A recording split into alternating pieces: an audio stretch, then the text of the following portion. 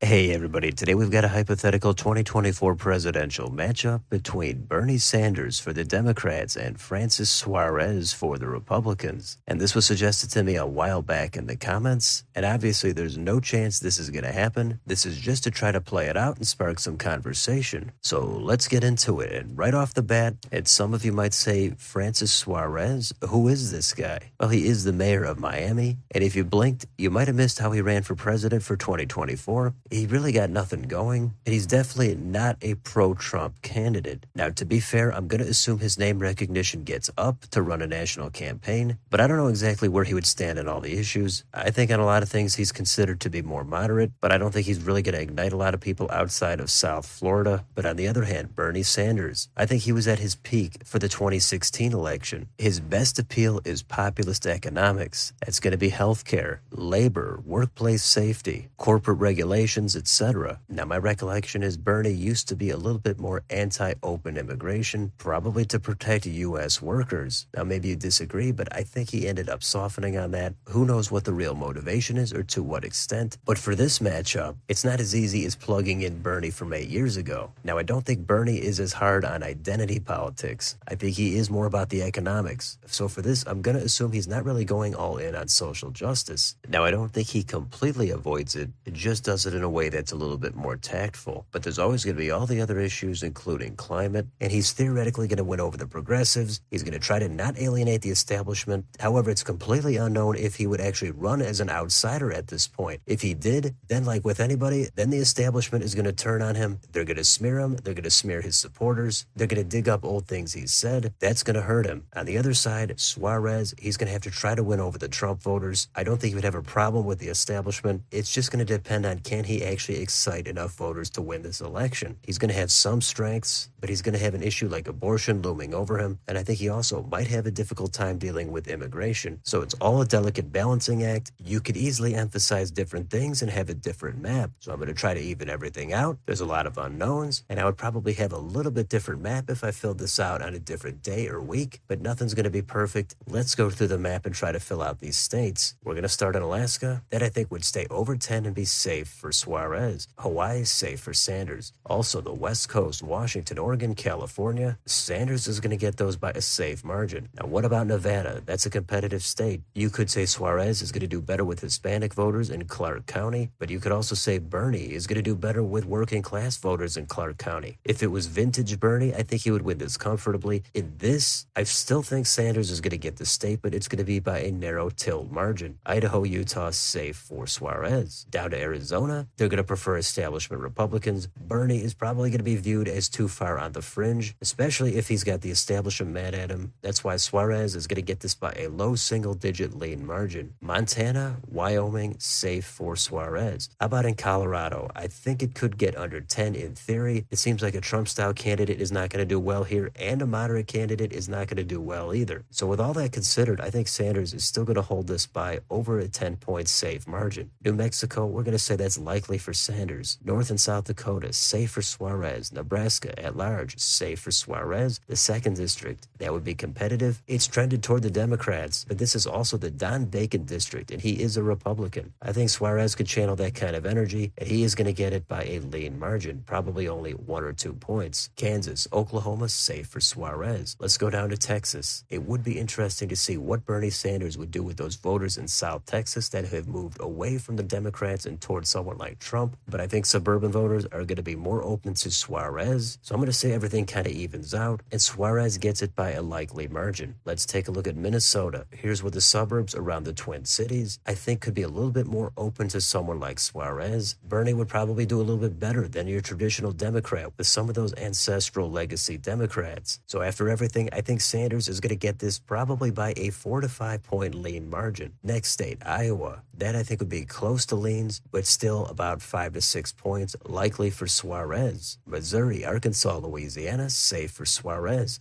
Now we've got Wisconsin. Here's a state where if it were back in 2016, I think Sanders would get this easily. In this matchup, I'm not so sure. But to make a long story short, I did give it to Sanders by a tilt margin. Illinois, safe for Sanders. Michigan, I think it's going to be similar to Wisconsin, but just about a half a point or so bluer. So this is going to go leans for Bernie. Indiana, safe for Suarez. Kentucky, Tennessee, Mississippi, Mississippi, Alabama, also safe for Suarez. Now we go down to Suarez's home state of Florida. Here, Bernie is probably going to be viewed as a socialist in South Florida. He's not going to do well there at all, but I don't think it's going to be a complete lost cause for Bernie. There's going to be some voters that find his populist economic message appealing, but Suarez is definitely going to win the state, probably high single digits, so likely for Suarez. Next state, Georgia. Here, I think Suarez can get the trends back a little bit. Bernie, I think, is going to do a little bit worse in the South with black voters, so the Atlanta suburbs are going to come back a few points. The deep red Trump counties are not going to come out as much for him, but Suarez is going to carry the state by a lean margin. South Carolina, safe for Suarez. North Carolina, we'll say at least 3 points, leans for Suarez. Now we've got Ohio. Similar to the other Rust Belt states, Bernie's going to do better with organized labor. I don't think he's going to win the state, but I think he would do a little bit better than a regular Democrat at this point, but the state has moved just too far to the right. But Bernie could get it down to probably 4.5 points, leans for Suarez. West Virginia, safe for Suarez. In the northeast corner, Maine at large is going to be safe for Bernie. The first district, super safe for Bernie. The second district, given how red this district is, I still think he's going to get it by a lean margin, but that's a more working class district that Sanders is going to have more appeal in. Now next door in New Hampshire, it's not an easy call. I would assume Bernie is going to win the state, but again, if the establishment has turned against him, that's going to damage his campaign. If he's viewed as a tax and spend socialist, that could end up flipping it to Suarez. But with the unknowns, I do think Bernie's going to hang on by a narrow tilt margin. Now we've got the blue states, Vermont, New York, Massachusetts, Connecticut, Rhode Island, New Jersey, Delaware, Maryland, and Washington, D.C. The margins could be a little bit narrower, but I think the most likely call is still safe for Bernie. Now we've got Pennsylvania. There's a lot of counties here where I think Bernie could still make some inroads with those Obama to Trump voters, not as much as he would have in the past. Suarez is going to do better than Trump in the Philadelphia suburbs, but overall, I think Bernie could still win the state. It would be close, but he's going to get it by a tilt margin. The last state is Virginia. Northern Virginia, probably not going to be a huge fan of Bernie, but at the same time, Suarez is going to be a little lackluster. So once you even it all out, I do think Bernie would be able to carry it by a lean margin. So the final total is 275 for Bernie Sanders, 263 for Francis Suarez. So it looks like Bernie comes out narrowly on top this time, but I try to be fair to both sides. It's difficult with the amount of unknowns and the lack of name recognition with Suarez, plus Bernie is past his popularity prime. I think Suarez has a higher floor and a lower ceiling, and there's a lot more range on Bernie's side if that establishment comes out and smears him, or if Bernie focuses hard on social justice, identity politics, then I think Suarez would come out on top. So I'm assuming there's a lot of labor issues and populist economics on Bernie's side. Healthcare is going to be a huge topic that could have a ton of appeal across all these states, especially in those blue-collar counties. But maybe Suarez could win this. Maybe he would be able to turn out enough Trump voters and win over enough independents and suburban voters. It's all possible. There's a lot of different ways you could interpret this. So it's easy to go on and on endlessly about these kinds of hypotheticals, and there's always going to be a few changes you can make. But I'm going to leave it there for now, so let me know in the comments. What do you think about this matchup? Do you think Bernie would come out on top, or do you think he would be an outcast as an outsider and Suarez would take advantage and win this election? Let me know down below. On your way out, don't forget to like, share, and subscribe. Join if you'd like to support the channel. Thanks for watching, and I'll see you next time.